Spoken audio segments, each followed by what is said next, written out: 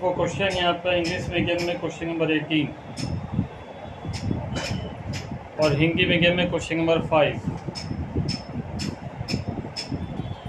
Serial आगे पीछे हो सकते हैं क्योंकि हिंदी मीडियम और इंग्लिश मीडियम में क्वेश्चन आगे पीछे करके दे रखे हैं। ठीक है, तो हम आपको बता देंगे या फिर आप सर्च कर लो। ठीक है, तो क्वेश्चन है आपका, आघात वर्गीयता तथा तन्यता को समझाते हुए लिखिए कि यह किस प्रकार तत्वों का गुण है। By explaining malleability and ductility, write that these are the properties of such type of elements। तो जब हम बात करते हैं आघात वर्गीयता की, जिसे इंग्लिश में कहते हैं malleability, आघात वर्गीयता, तो ये धातुओं का वो गुण होता है, it is the quality of the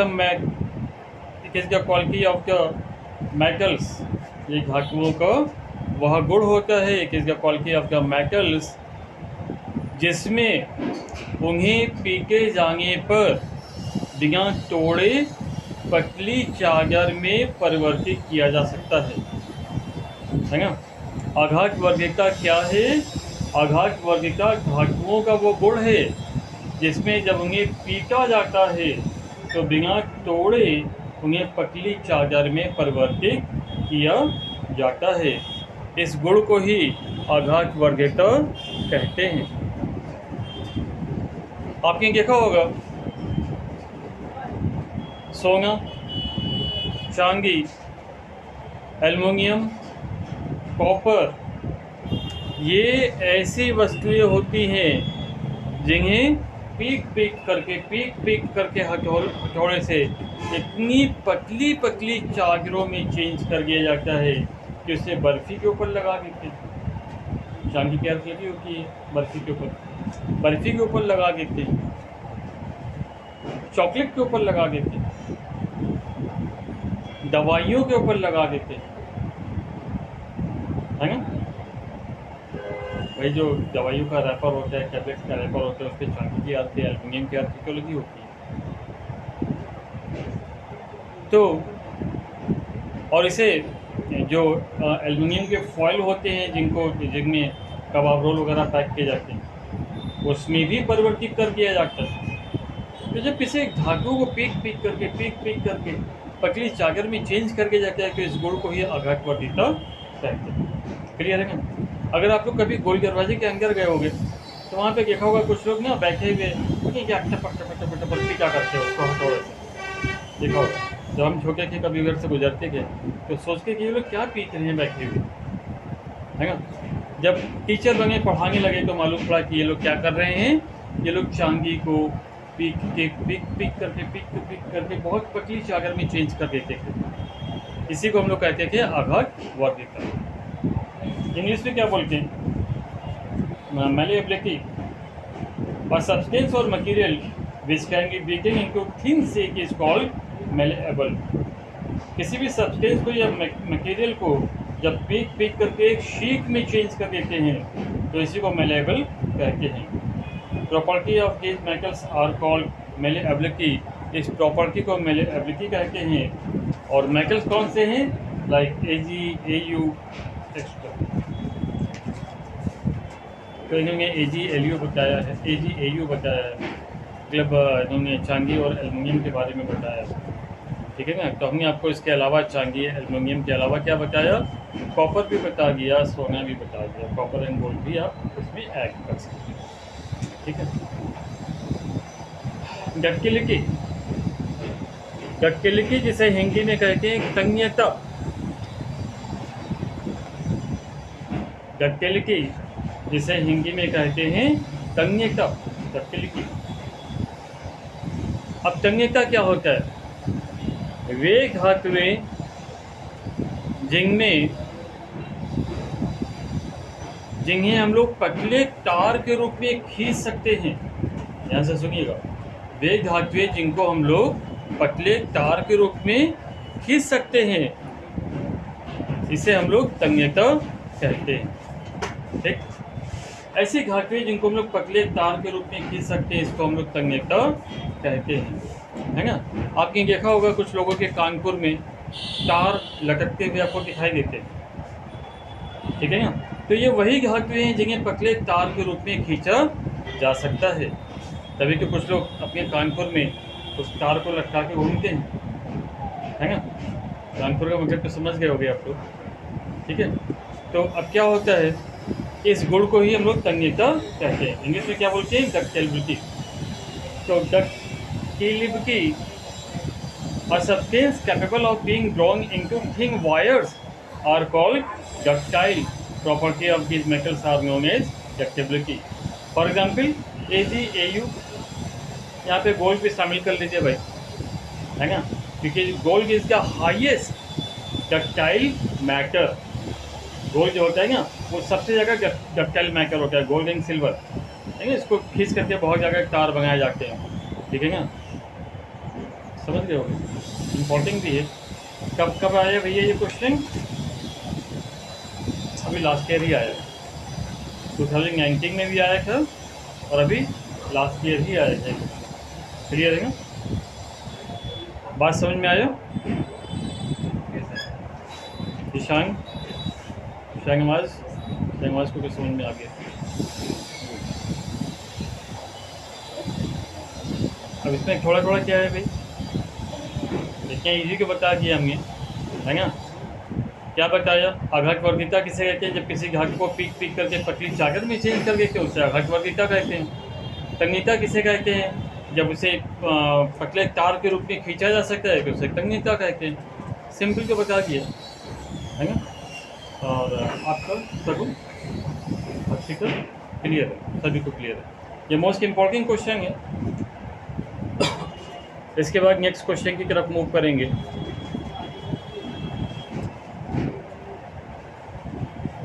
question है हिंदी में, क्वेश्चन नंबर 8, आयनिक यौगिक से आप क्या समझते हो।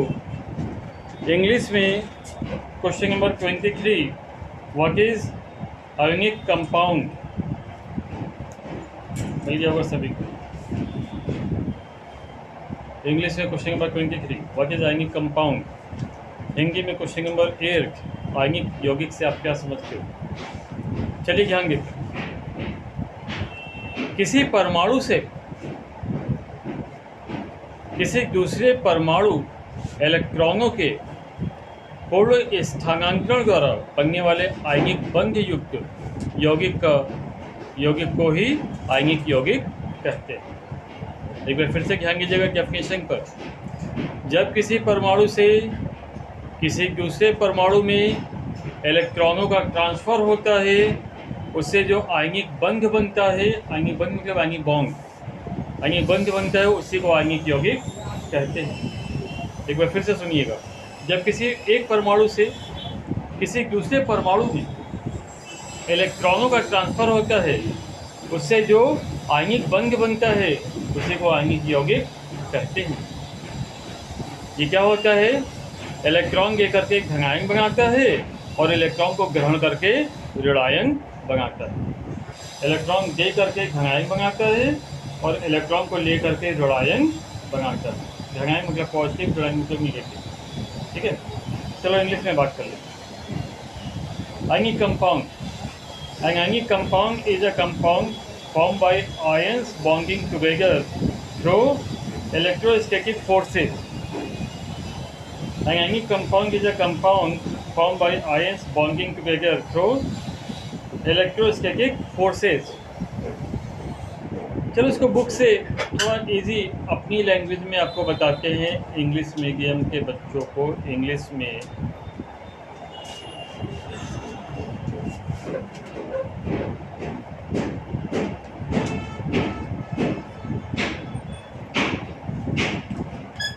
When electrons of an atom, when electrons of an atom, है ना, when electrons of an atom moved from one atom to another, moved from one atom to another and create an ionic bond is called ionic compound. It provides electrons to make positive and receive electrons to make negative. That means it creates a relationship between the metals and the non-metals. That means it creates a relationship between metals and non-metals. Clear? तो अपने शब्दों में भी हम आपको बताते जा रहे हैं ताकि जो बच्चे लर्न नहीं करते हैं, समझते हैं और अपने तरीके से लिखना चाहते हैं वो भी उसको लिख सकते हैं। ठीक है ना।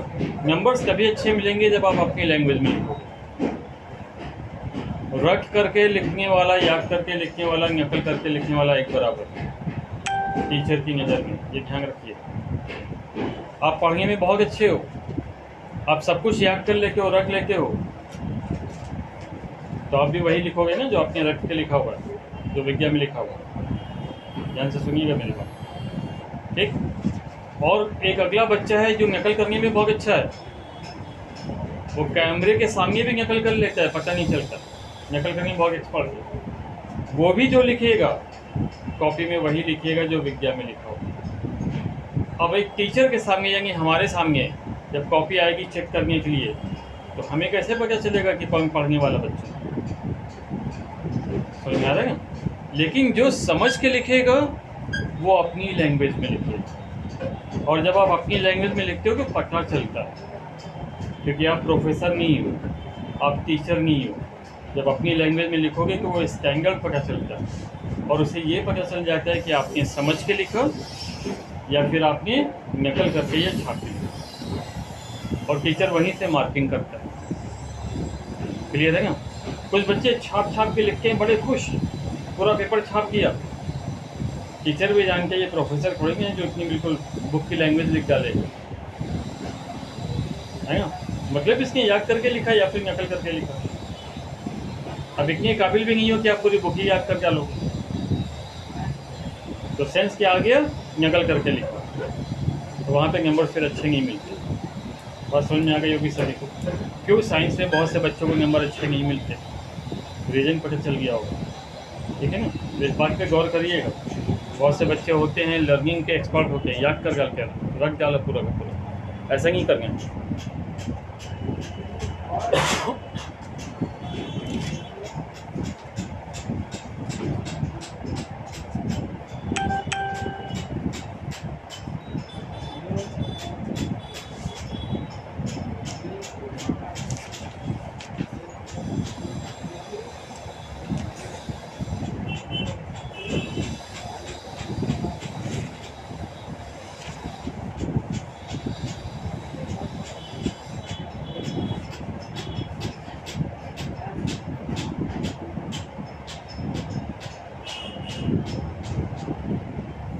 अगला क्वेश्चन है खनिज और अयस्क में अंतर बताइए।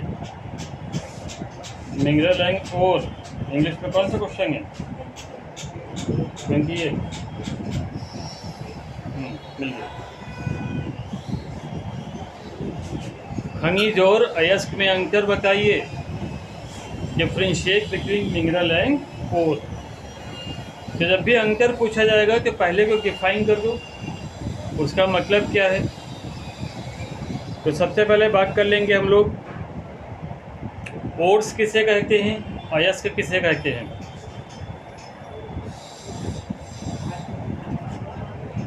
और अयस्क की बात करें उससे पहले हम लोगों को समझ लेना चाहिए खनिज किसे कहते हैं, क्योंकि खनिज पहले आता है और अयस्क बाद में आता है। तो खनिज पहले समझ लेते हैं, यानी कि पहले समझ लेते हैं हम लोग मिनरल्स, खनिज किसे कहते हैं। तो जो पदार्थ धरती के अंदर से प्राप्त होते हैं, जो धातुएं धरती के अंदर से प्राप्त होती हैं, जो यौगिक धरती के अंदर से प्राप्त होते हैं, उनको खनिज कहते। क्लियर हो गया होगा सभी को। यानी कि प्रकृति में, नेचर में जो भी चीज़ें धरती के अंदर से प्राप्त हो रही हैं वो सब क्या है? खनिज हैं, मिनरल्स हैं। जैसे लोहा हो गया, कोयला हो गया, है ना, ये धरती के अंदर से प्राप्त होता है। कैसे क्या बोलते हैं? खनिज बोलते हैं, मिनरल्स बोलते हैं। हाँ, तो जो भी चीज़ें धरती के अंदर से प्राप्त होती है उसे हम लोग खनिज बोलते हैं। इंग्लिश में बात करें, the natural material in which the metals or their compounds are found in earth are called minerals। तो जितने भी नेचुरल मटेरियल हैं जो धरती के अंदर से प्राप्त होते हैं उसी को हम लोग मिनरल्स कहते हैं। चलो मिनरल्स हो गया। ओर्स की बात कर लेते हैं, यस की बात कर लेते हैं। The mineral from which the metals can be extracted conveniently and profitably are called ores. तो जो पदार्थ मिनरल को शुद्ध करके प्राप्त होते हैं, है ना, मिनरल मतलब खनिज। तो जब खनिज का शुद्धिकरण किया जाता है और उससे कोई विशेष धातु बनाई जाती है तो उसे हम लोग बोलते हैं ओर्स। क्लियर हो गया? जब खनिज का शुद्धिकरण किया जाता है, कम पेपर कम खर्चे पर शुद्धिकरण किया जाता है और उससे कोई वस्तु, कोई विशेष वस्तु बना ली जाती है तो उसी को बोलते हैं अयस्क, यानी कि ओर्स। फॉर एग्जाम्पल जैसे एल्युमिनियम हो गया, बॉक्साइट हो गया, ठीक है ना। एग्जाम्पल जैसे एल्युमिनियम हो गया, बॉक्साइट हो गया। और खनिज में तो लोहा कोयला हमने बता ही दिया। इंग्लिश में बात करें, ores, the mineral from which the metals can be extracted conveniently and profitably are called ores. Difference क्या है? डिफरेंस की बात करें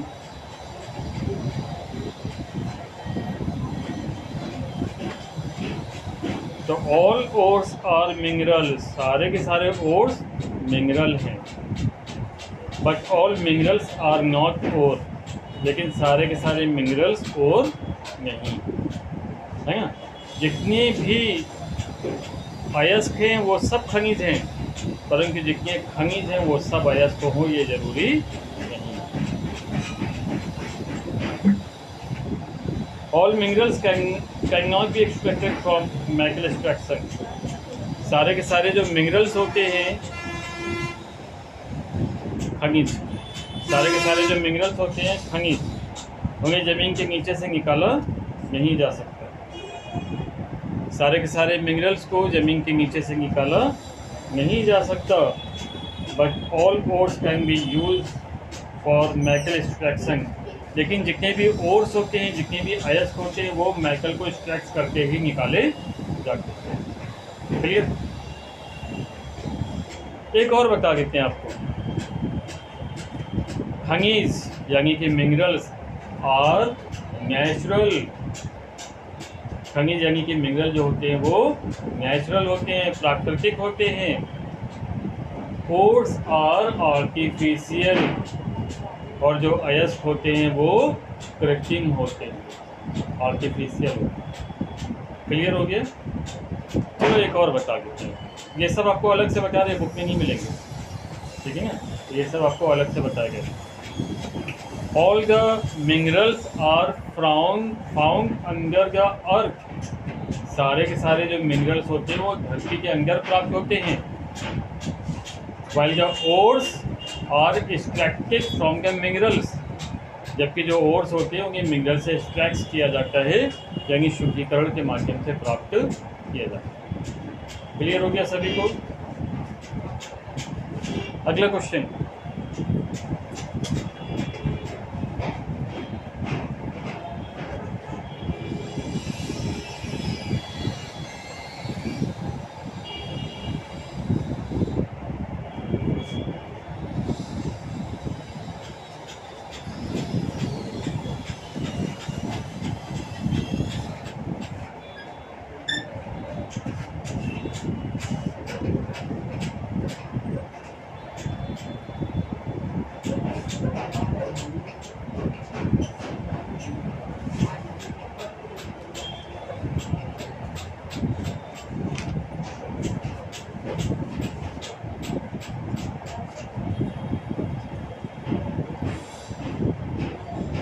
अगला क्वेश्चन, निष्कापन किसे कहते हैं? निष्कापन किसे कहते हैं?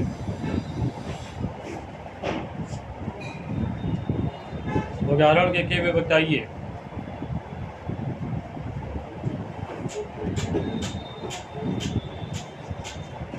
इंग्लिश में क्या बोलेंगे?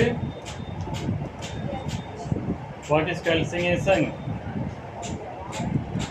Explain the process of calcination with the help of example. तो निष्कापन 11 है हिंदी मीडियम में, कैल्सिनेशन 29 है इंग्लिश मीडियम में।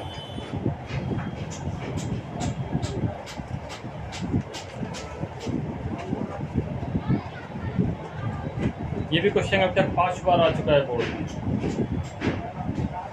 मोस्ट इम्पॉर्टेंट क्वेश्चन ये भी है। जितने भी क्वेश्चन बोर्ड में आते हैं वो ज़्यादातर इम्पॉर्टेंट ही होते हैं। चलिए बात करते हैं निष्कापन की। निष्कापन किसे कहते हैं?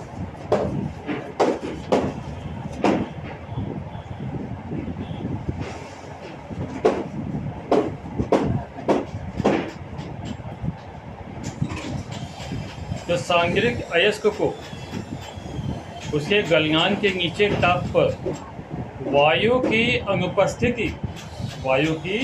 अनुपस्थिति या कम मात्रा में गर्म करके उसमें से नमी या फिर हाइड्रेशन जल तथा अन्य वाष्पशील पदार्थ को बाहर निकालने की क्रिया को निष्कापन कहते हैं। एक बार फिर से सुनिएगा। ये तो आपको पता है कि जो अयस्क होते हैं वो अयस्क खनिज से प्राप्त किए जाते हैं। तो भैया जब अयस्क को हमें प्राप्त करना है खनिज से, तो उसके लिए कुछ ना कुछ तो हमें रिएक्शन करना पड़ेगा, है ना, खनिज के ऊपर। तो क्या करते हैं कि अयस्क को उसके गलनांक के नीचे की ताप पर, गलनांक के नीचे ताप मतलब इतना गर्म करते हैं कि पिघल ना जाए, इतना गर्म करते हैं कि पिघल ना जाए। जैसे आप रोटी पकाते हो तो इतनी सेकते हो कि जल ना जाए, है ना, वैसे ही समझ लीजिएगा कि अयस्क को उसके गलनांक के नीचे मतलब इतना गर्म करते हैं कि पिघल ना जाए। वायु की अनुपस्थिति में कम मात्रा में गर्म करके फिर उसमें नमी करते हैं या फिर हाइड्रेशन जल और अन्य वाष्पशील पदार्थों को बाहर निकालने की क्रिया को ही निष्कापन कहते हैं। क्लियर हो गया होगा निष्कापन किसे कहते हैं? कैल्सिनेशन। देखिए इसका method, the concentrated ore of metal is heated. ये एक मैथड होता है जिसमें कंसंट्रेटेड ओर को, मेटल को हम लोग हीट करते हैं। Below its melting point, below its melting point मतलब इतना गर्म करते हैं कि पिघलने ना पाए। In the absence of air, हवा की अनुपस्थिति में, to remove the presence moisture, ताकि उसमें से जो मॉइस्चर है वो निकल सके, CO2 कार्बन डाइऑक्साइड निकल सके, एंड अदर वैलेटाइल इम्प्योरिटीज, और दूसरी जो अशुद्धियाँ हैं वो भी उसमें से निकल सके। मतलब मिक्स जो अशुद्धियाँ मिली हुई। This process helps to remove gaseous as well as volatile impurities of an ore. ये जो प्रोसेस होता है ये हेल्प करता है जितनी भी गैसियस या फिर जो मिक्स अशुद्धियाँ होती हैं उनको निकालने में। And this process is called calcination. इस प्रोसेस को ही हम लोग कैल्सिनेशन कहते हैं। क्लियर हो गया होगा सभी को। बहुत ही सिंपल सी भाषा में बात करें कि भाई देखो हम लोग क्या करते हैं, खनिज से जो है अयस्क प्राप्त करते हैं। We get ore from the minerals, and to get ore we have to heat the minerals at the low temperature, at a temperature lower than the melting point, by which we can remove moisture, by which we can remove carbon dioxide, by which we can remove impurities. This process is called calcination. Clear हो गया होगा सभी को, है ना। हिंदी में बोले तो भाई निष्कापन क्या होता है? तो सीधी सी बात है, हम सभी जानते हैं अयस्क को प्राप्त करते हैं खनिज से। तो उसके लिए क्या किया जाता है? खनिज को थोड़ा सा गर्म कर दिया जाता है। इतना गर्म किया जाता है कि पिघल नहीं ना पाए, उसमें से नमी निकल जाए, उसमें से कार्बन डाइऑक्साइड निकल जाए, उसमें से अशुद्धियाँ निकल जाए, तो जो बचेगा वो क्या बचेगा? अयस्क बचेगा। इस प्रक्रिया को क्या बोलते हैं? निष्कापन बोलते हैं। क्लियर हो गया? फॉर एग्जाम्पल, उदाहरण के लिए जैसे ले लीजिए बॉक्साइट, उदाहरण हो गया बॉक्साइट।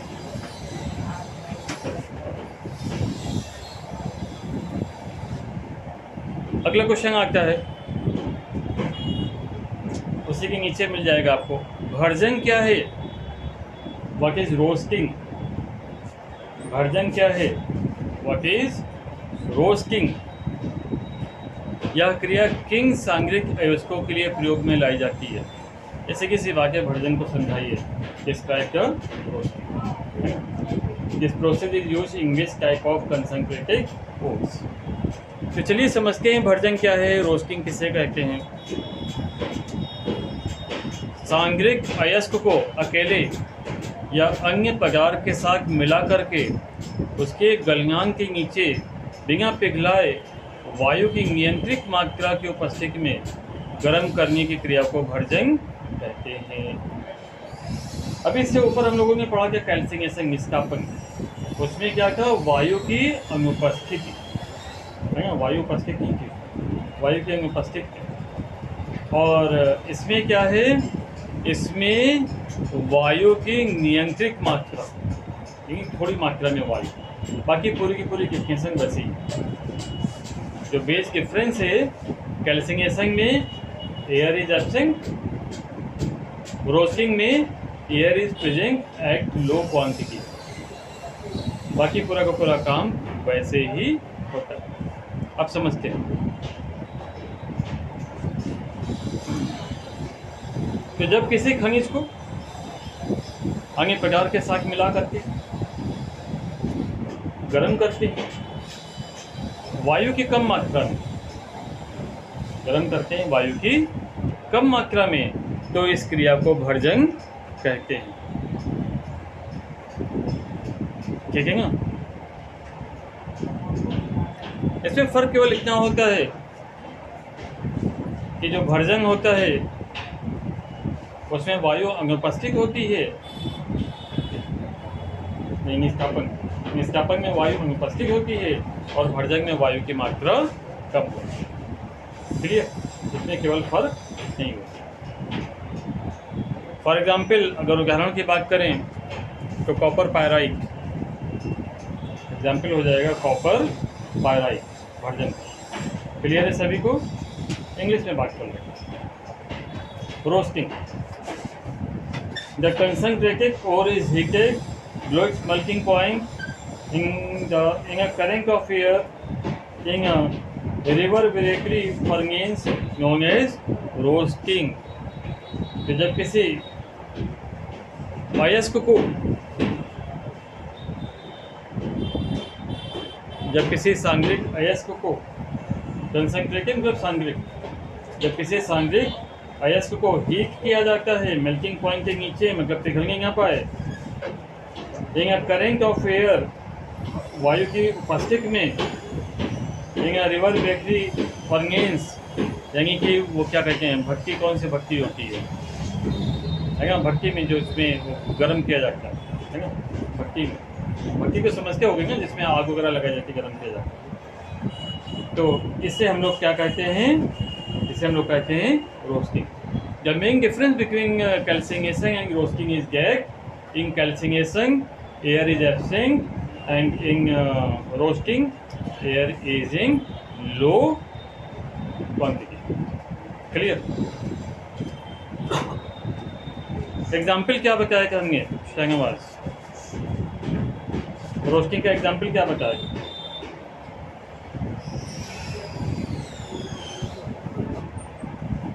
रोस्टिंग का एग्जाम्पल क्या बताए? बोलो, फटाफट बोला करो।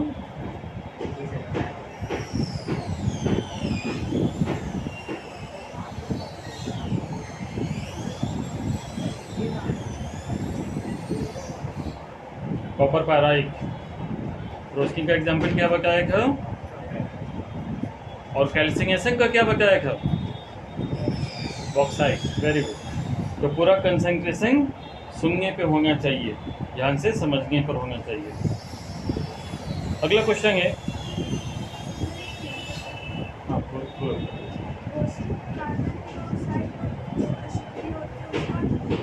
हाँ पूरा का पूरा वही है, बस क्या होते हैं, कैल्सिनेशन में air is absent and roasting में low quantity of air is, clear, बाकी पूरा वही है।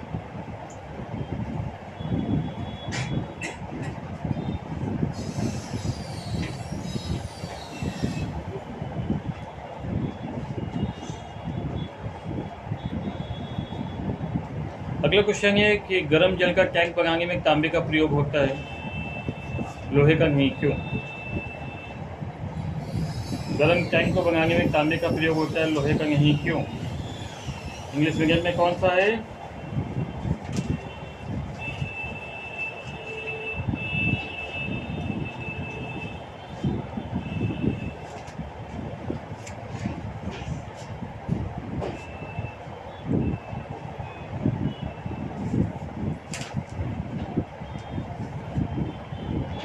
थर्टिंग आई है इंग्लिश में, इंग्लिश मीडियम में थर्टिंग आई। Give reason why copper is used to make hot water tank but not steel, alloy और आयरन, व्हाई? ध्यान से सुनिएगा, गर्म जल का टैंक बनाने में, तो गर्म जल का टैंक बोले तो गीजर के बात हो रही है ना, गर्म जल का टैंक जो पानी गर्म करने वाली टंकी आती है उसकी बात हो रही है, उसको बनाने में तांबे का प्रयोग होता है, लोहे का नहीं, इस्पात का नहीं, स्टील का नहीं, क्यों?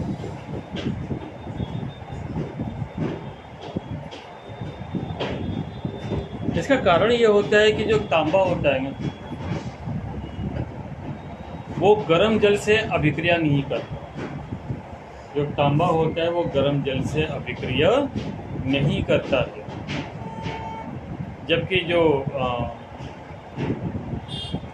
जो स्टील होती है या लोहा होता है या एलॉय होता है, मिश्र धातु होती है, वो भाप के साथ में, क्योंकि गर्म पानी होगा तो भाप बनेगी उसमें, भाप के साथ में अभिक्रिया करके वो आयरन ऑक्साइड बना देगी।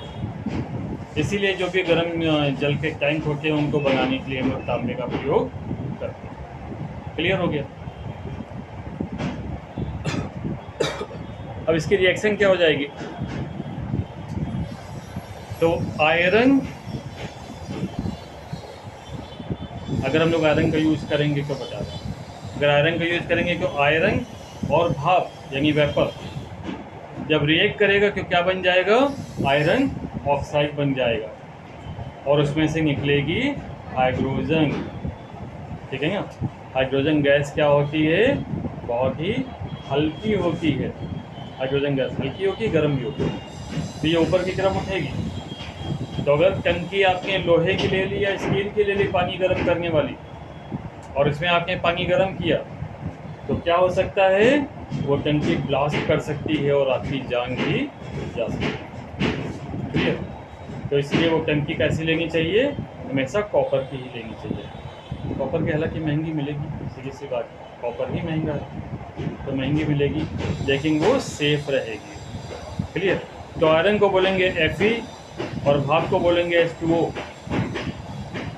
तो 3Fe + 4H2O गिव Fe3O4 यानी आयरन ऑक्साइड बन गया प्लस 4H2। इंग्लिश में बात कर लेते हैं। Copper is much better conductor of heat यानी स्टील। कॉपर जो है वो स्टील के मुकाबले में काफ़ी अच्छा कंडक्टर है हीट का। Copper does not react with water at all. Copper जो होता है वो वाटर के साथ में रिएक्ट नहीं करता, बिल्कुल भी रिएक्ट नहीं करता। But steel and alloy of iron, लेकिन स्टील क्योंकि आयरन से ही बना हुआ होता है, उसमें मिक्सिंग करके रिएक्ट विद स्टीम, ये स्टीम के साथ में रिएक्ट करता है। So copper is use to make hot water tanks, इसीलिए कॉपर का यूज़ किया जाता है हॉट वाटर टैंक बनाने में, बट नॉट स्टील का यूज़ नहीं किया जाता। रिएक्शन हो जाती है 3Fe + 4H2O, 3Fe आयरन हो गया, 4H2O आपका स्टीम हो गया, गिव्स Fe3O4 यानी आयरन ऑक्साइड + 4H2 अर्थात हाइड्रोजन। क्लियर हो गया सभी को? अगला क्वेश्चन है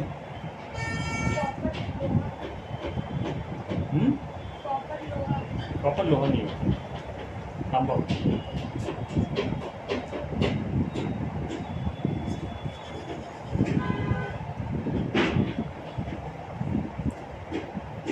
अगला क्वेश्चन है हिंदी मीडियम में, क्वेश्चन नंबर 18।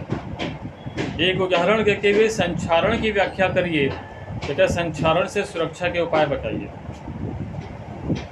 एक उदाहरण देते हुए संचारण की व्यवस्था कीजिए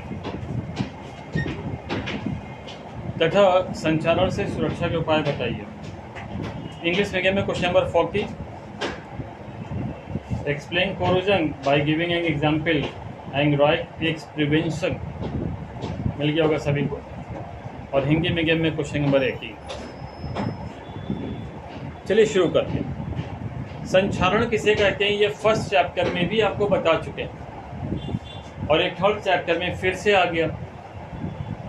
अगर कोई क्वेश्चन बार बार आता है आपके सिलेबस में भी, आपके कोर्स में भी, तो समझ जाइए कि उस क्वेश्चन में बहुत जान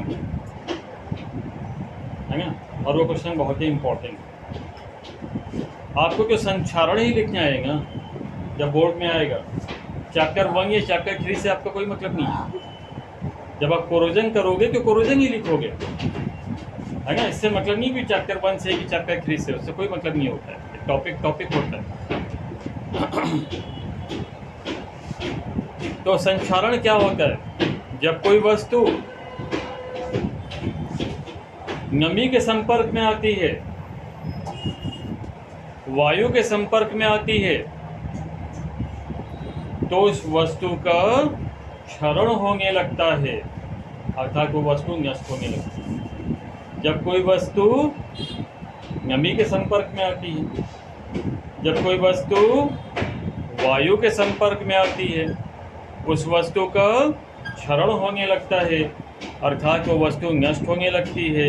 इसी को संचारण कहते हैं, इसी को संचारण कहते हैं। जैसे लोहे पर जंग लगना, लोहे पर जंग लगना, चांदी का काला हो जाना, तांबे पर हरी परत का जम जाना, ये सब संचारण के उदाहरण हैं। क्लियर हो गया? संचारण को समझ में आ गया होगा, है ना। जब कोई वस्तु नमी या वायु, जब कोई वस्तु नमी अथवा वायु के संपर्क में आती है, वो नष्ट होना शुरू हो जाती है। इस क्रिया को ही संचारण कहते हैं। जैसे लोहे पे जंग लगना, चांदी का काला पड़ जाना, तांबे का हरा पड़ जाना, ये सब संचारण के उदाहरण है। इंग्लिश में बात करते हैं। Corrosion is the process in which any material, any metal came into the contact of air or water directly or indirectly. It started destroying. This process is called corrosion. For example, rusting of iron, blackness of silver,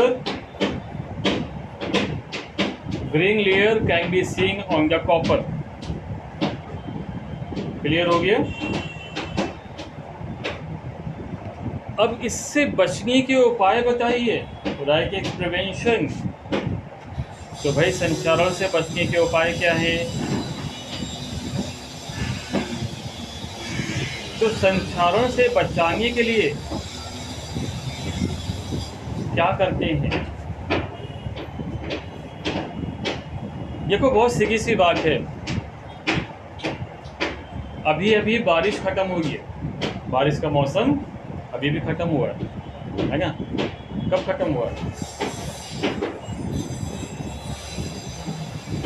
बारिश का मौसम कब खत्म हुआ? 21 सितंबर में खत्म हुआ है ना? जब चैत्र का नवरात्र शुरू हुआ तो उससे पहले बारिश खत्म हो गई। चैत्र का नवरात्र जब शुरू हुआ तो बारिश खत्म हो गई। अब बारिश जब खत्म हो जाती है तो उसके बाद जब दीपावली आने वाली होती है उससे पहले लोग अपने घरों की डेंटिंग पेंटिंग कराते हैं। क्यों? क्योंकि बारिश में आ चुकी होती है नमी, नमी आ जाती है। नमी आने के कारण जो भी चीज़ें हैं, जैसे दीवार हो गया, दरवाजे हो गया, चाहे वो लकड़ी के हों चाहे वो लोहे के हों, वो नमी के कारण ख़राब होने लगते हैं। उनको ख़राब होने से बचाने के लिए ही क्या करते हैं हम लोग? पेंटिंग करते हैं। तो कोरोजन से बचाने का उपाय देखिए, यहीं से निकला जाता है।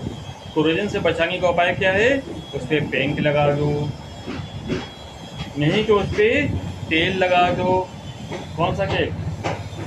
मस्टर्ड ऑयल भी लगा सकते हो, सरसों का तेल जिसे कहते हैं, टारपिंग का तेल लगाया जाता है ना? या फिर ग्रीसिंग करके जाती है, ग्रीस लगा दिया जाता है, या फिर उसके ऊपर जस्ते की परत चढ़ा के जाती है ना? जस्ते की परत चढ़ा के जाती है, जिससे कि वो उसका जो कंटेंट है वो नमी के साथ ना हो और वायु के साथ में ना होने पाए। इस तरह से हम लोग वस्तु को संचारित होने से बचा सकते हैं, कोरोजन से बचा सकते हैं। क्लियर हो गया सभी को?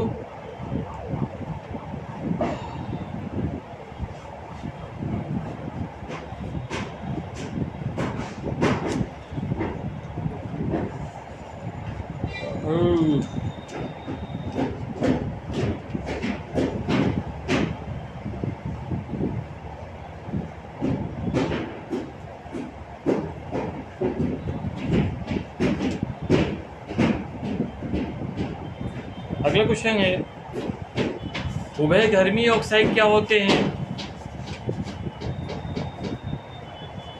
उभयघर्मी ऑक्साइड क्या होते हैं?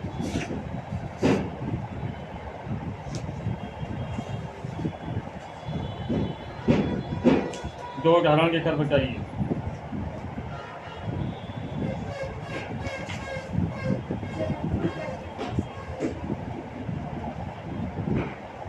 Question number 4।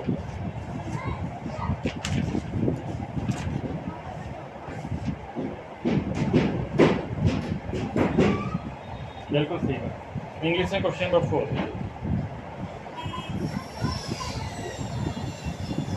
उभयघर्मी ऑक्साइड क्या होते हैं? तो उभयघर्मी ऑक्साइड का उदाहरण कीजिए। Water, amphoteric oxide, give 2 examples of amphoteric oxide. तो वे धातु, those metals which shows basic as well as acidic character, those metals which shows basis as well as acidic character, जिनमें अम्लीय गुण भी होते हैं और क्षारीय गुण भी होते हैं, आर कॉल्ड एम्फोटेरिक ऑक्साइड। इन्हीं को हम लोग उभयघर्मी ऑक्साइड कहते हैं। For example aluminium oxide, zinc oxide. For example aluminium oxide, zinc oxide. Clear है सभी को? अगला क्वेश्चन है, आयनिक यौगिकों के गलनांक उच्च होते हैं, कारण बताइए। आयनिक यौगिकों के गलनांक उच्च होते हैं, कारण बताइए। उसी के ऊपर मिल जाएगा, इंग्लिश मीडियम में क्वेश्चन नंबर 3 है ये। Why do ionic compound have high melting point? Why do ionic compound have high melting point? तो आयनिक यौगिकों में परस्पर बहुत ज़्यादा आकर्षण होता है और ये आकर्षण बहुत शक्तिशाली भी होता है, जिसको तोड़ने के लिए बहुत ज़्यादा ऊर्जा की आवश्यकता होती है और बहुत ही ज़्यादा हाई मेल्टिंग पॉइंट यानी बहुत ज़्यादा गलनांक की आवश्यकता होती है। इसीलिए आयनिक यौगिकों के गलनांक बहुत ही उच्च होते हैं। एक बार फिर से सुनिएगा। आयनिक यौगिकों में जो आकर्षण होता है वो बहुत ज़्यादा होता है, अट्रैक्शन जो होता है वो बहुत ही ज़्यादा होता है, जिससे कि उनके बीच में जो बॉन्ड बनते हैं बहुत ही शक्तिशाली बॉन्ड बन जाते हैं। इन बॉन्ड को तोड़ने के लिए बहुत ज़्यादा एनर्जी की आवश्यकता होती है, इसीलिए इसका जो गलनांक होता है बहुत ही ऊंचा होता है। Ionic compound have rigid structure and atoms are strongly bonded with each other. To break up the structure with high temperature is required. Hence, ionic compound have high melting point.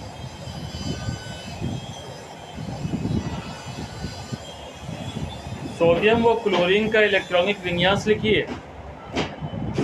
Sodium व chlorine का electronic विन्यास लिखिए। English medium में question number 7।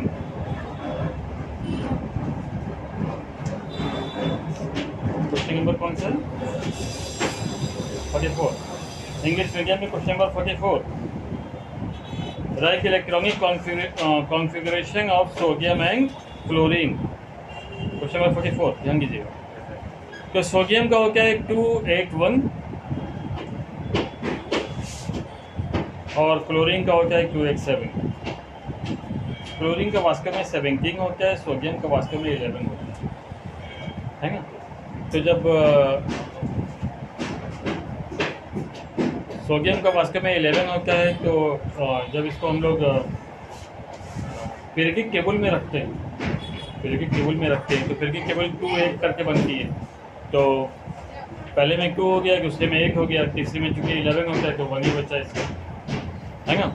और chlorine का 2-1 10 हो गया, 17 हो गया तो फिर 7 बचा, किससे हो। क्लियर हो गया।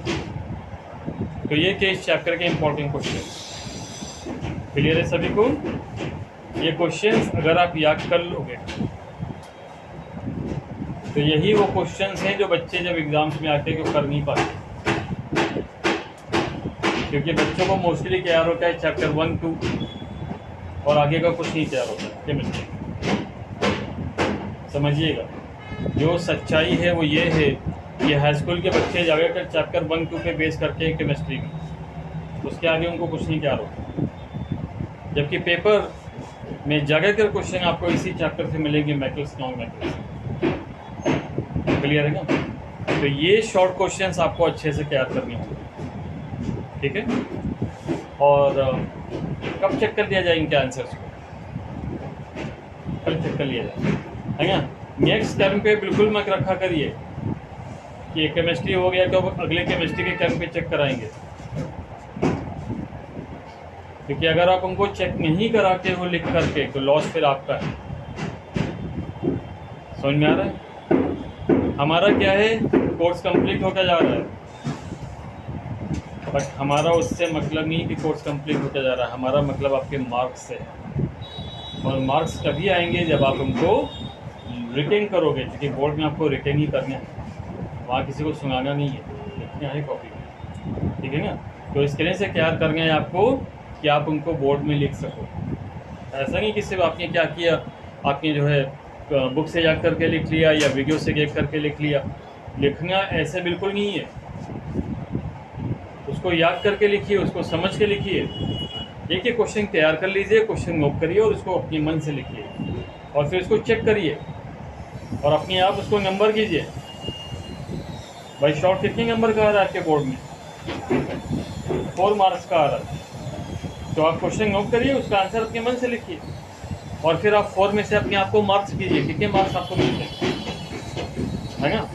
अभी से मार्क्स का लालच अपने अंदर भरिए। अगर आपके अंदर भूख नहीं होगी ना तो सेहत नहीं बनेगी। समझ जाओगे कहने का मतलब क्या है? समझदारों का इशारा काफ़ी है। अगर आपको मार्क्स की भूख नहीं है तो सेहत नहीं बनेगी, समझ लीजिए। अब यहाँ पे मार्क्स